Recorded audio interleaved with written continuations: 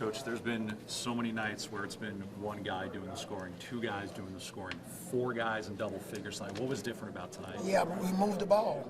And I think when Retton got in foul trouble early, other guys figured that they have to step up. That's something that we've been talking about the last 3 or 4 days.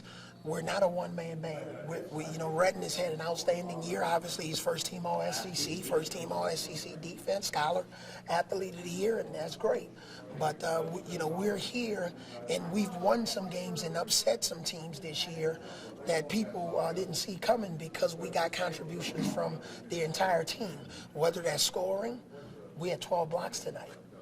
We defended the basket. We rebounded the ball. So we're a much better team when we get more than one guy in double figures. Justin Coleman said that when Retton went out, nothing needed to be said. The rest of the team just knew. Did you have that confidence in the group? Yeah, absolutely. And, Retton has had another game recently where he got in foul trouble and pretty much sat out the last 8 minutes of the half, and we were okay. And it seems, help his energy in the second half, when he doesn't have to play 40 grueling minutes. So, we'll look at, when we need to rest him on tomorrow and not necessarily wait until he gets in foul trouble, but just mix it up a little bit more. That's something that we've looked at as a staff. And because, again, we don't have anything to lose. Did Riley set the tone, Avery? He did. Early on, that it doesn't have to be Retton? Yeah, I think we were down 9-0 or something like that. He made a 3, and he helped keep us in the game. And I was thinking about using an early timeout, and I was a second away from using one, and he makes a 3. But he's been feeling good. Like I've told him before, whenever you lose confidence, just go back to the game where you've made 8 threes and rewind the tape in your mind, and then you'll remember that you can shoot. Justin's floor game seemed to be a little bit of another level tonight, 5 assists, and also making some of those layups down the stretch. What did you see? Yeah, just telling him when he gets in there, just make good decisions. If you don't have anything, bring it back out.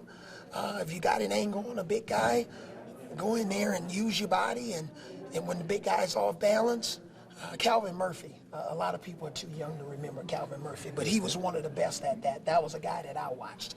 So Justin did a good job of using his body and creating and making timely plays for us. Coach, you mentioned the 12 blocks. Dante Hall in particular, when you're playing a team like Kentucky and you can get that kind of interior defense from him, how key will that be? That's going to be key because, Lee, and Humphreys, those guys inside, they're lone scout, Poitras. We hadn't been able to guard him all year. But again, that's what the SEC tournament is about. This fits me like a glove, guys. Having these one-game eliminations, this has been fun preparing for these games. So hopefully, we'll be able to come out, get off to a good start, and mix up our defenses like we did tonight, and be able to rebound the basketball because Kentucky's one of the best rebounding teams in the country. What makes you think that you guys can contain Poitras better this time than the first 2? Well, we just make some adjustments.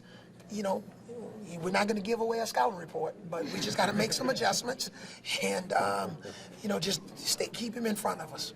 How difficult is it when you got a guy like Moody who's just kind of throwing up shots and making anything? We already spotted him 20 points when he walked in the gym. Okay? So we were trying to get into the next 20. But the main thing is, I spelled others in capital letters on the board.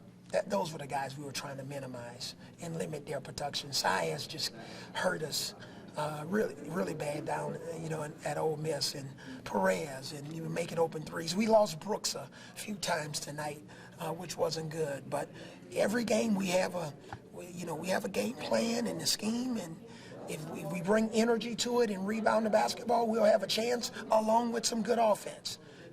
Who would ever thought we'd score 80 points, right? So we'll take it, man. Avery, one of your players said in the locker room that you guys have to keep in mind you're not playing the Golden State Warriors tomorrow.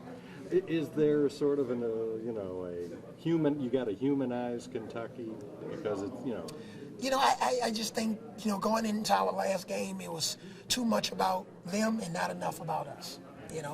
We just, I'll get the guys ready. We'll go and watch some film. We'll watch some film probably late tonight, get ready, have a good shoot around tomorrow, conserve some energy, and come out and play. We got to be ready to play.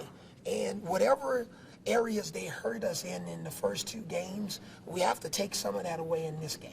So you're A saying, couple more questions. How important was it getting Riley going early? Oh, You hit the big 3 and they got rebounds.